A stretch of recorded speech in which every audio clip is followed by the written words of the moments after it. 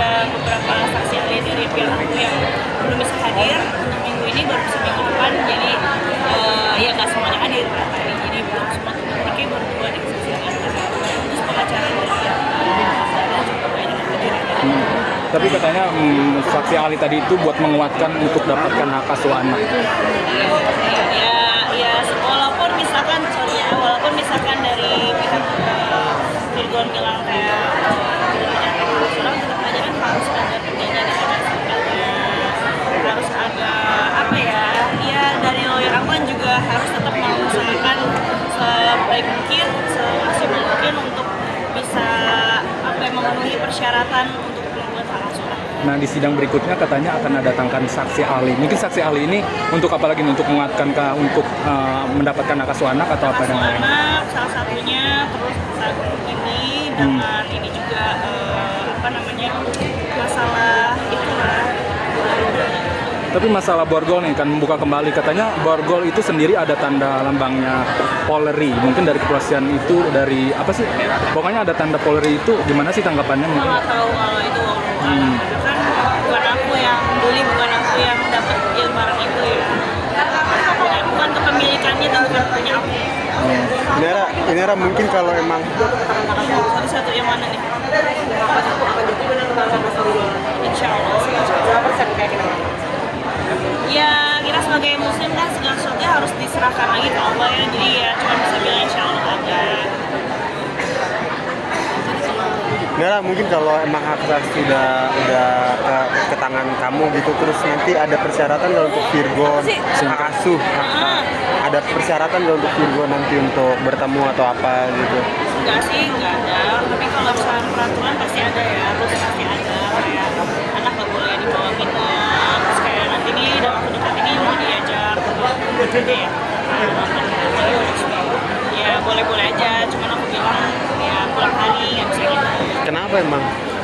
Ya terkait parenting. Parenting.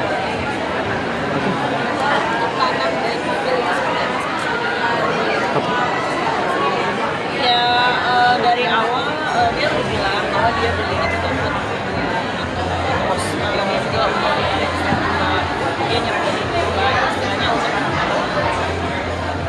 Udah aku sih mengerjakan semuanya kan emang untuk anak-anak kecil lagi. Aku kan masih dia masih kesehatan, masih bisa nyari sendiri ya, nyari sendiri aja, ngapain gitu kita minta sama orang. Itu memang dari zaman gadis juga udah nyari sendiri, kita satu hal yang kaget. Berarti anak-anak sekarang most of the time tuh sama kamu kan ya?